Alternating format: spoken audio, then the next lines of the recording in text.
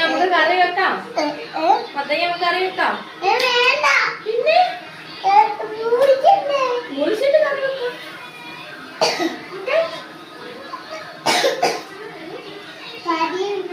കറി വെക്കണ്ട. പിന്നെ അത് കണ്ണുമൊത്ത് മേടിക്കാം. കണ്ണിമത്തനല്ല, മത്തങ്ങ. മത്തങ്ങ പൊളിക്കാം.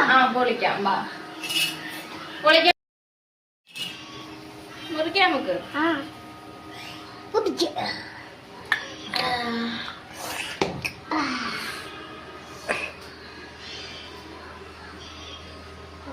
എന്താണ്